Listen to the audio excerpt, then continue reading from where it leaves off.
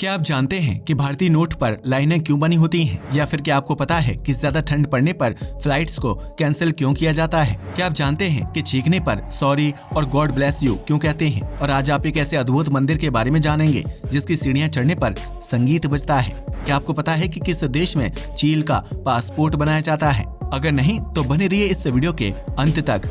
Fact number 1, जब कोई व्यक्ति छींकता है तो वह सॉरी और उसके साथ मौजूद इंसान गॉड ब्लेस यू बोलता है। लेकिन क्या आप इसके पीछे की असल वजह जानते हैं? माना जाता है कि छींकते वक्त इंसान के दिल की धड़कन 1 सेकंड के लिए रुक जाती है और इस दौरान इंसान की जान को खतरा रहता है, जिसकी वजह से छींक मारने पर गॉड ब्लेस यू यानी भगवान की कृपा तुम पर बनी रहे कहा जाता है। इसके अलावा छींक मारने पर इंसान के शरीर और नाक के अंदर मौजूद गंदगी व बैक्टीरिया हवा के जरिए बाहर निकल जाते हैं। लेकिन छींकते वक्त इंसान का पूरा बॉडी क्लॉक प्रभावित हो जाता है। यही वजह कि छींक मारने के दौरान सॉरी और गॉड ब्लेस यू कहने का चलन है, क्योंकि पब्लिक प्लेस में छींकने से घातक बैक्टीरिया हवा में फैल जाते हैं और इसके लिए छींकने वाले व्यक्ति माफी मांगता है।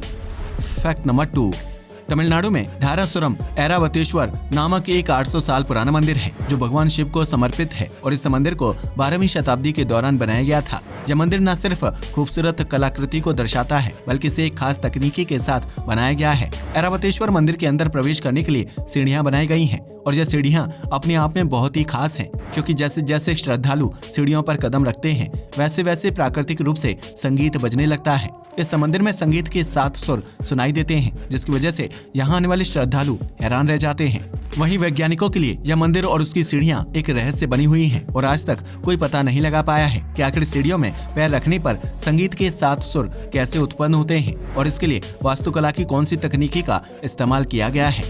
फैक्ट नंबर 3, संयुक्त अरब अमीरात यानी यूएई के लोग पालतू जानवर के रूप में चील को पालना पसंद करते हैं, जिसे वे अपने साथ दूसरे शहर या देश की यात्रा पर भी ले जाते हैं। ऐसे में यूएई में चीलों को फ्लाइट के जरिए एक जगह से दूसरी जगह ले जाने के लिए खास नियम बनाया गया है, जिसके तहत चील के मालिक को उसका आधिकारिक पासपोर्ट बनवाना होता है। इतना ही नहीं, अगर चील फ्लाइट में सफर कर रहा है तो उसके मालिक को उसके लिए अलग से टिकट भी बुक करवानी होती है, फिर चाहे चील उस सीट पर बैठे या नहीं। आपको बता दें कि चील का पासपोर्ट 3 साल तक वैलिड होता है, जिसको बनाने में लगभग 4 से 5 हजार रुपए का खर्चा आता है।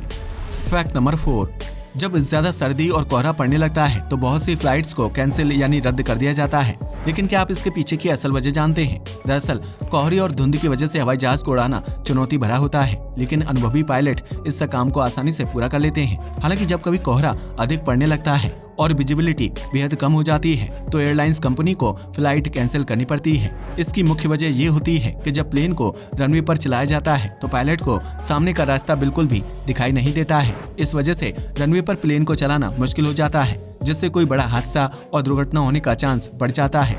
रनवे पर विजिबिलिटी कम होने की वजह से पायलट टेक ऑफ और लैंडिंग को लेकर सही फैसला नहीं ले पाते हैं, जबकि हर एयरपोर्ट की लोकेशन के हिसाब से रनवे का साइज और आकार अलग होता है। इस वजह से यात्रियों की सुविधा को ध्यान में रखते हुए ज्यादा कोहरा पड़ने पर फ्लाइट को कैंसिल कर दिया जाता है और मौसम साफ होने पर उड़ान भरने की मंजूरी दी जाती है।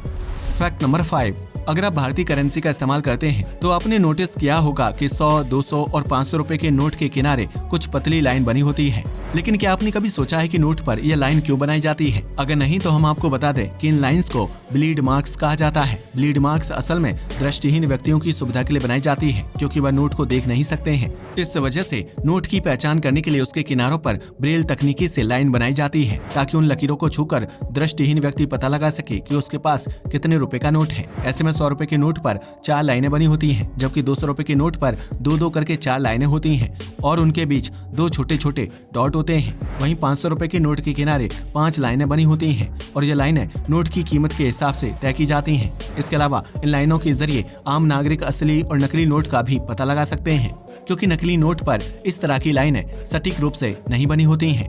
आज के लिए बस इतना ही। वीडियो पसंद आया हो तो इसे लाइक और शेयर करें। धन्यवाद।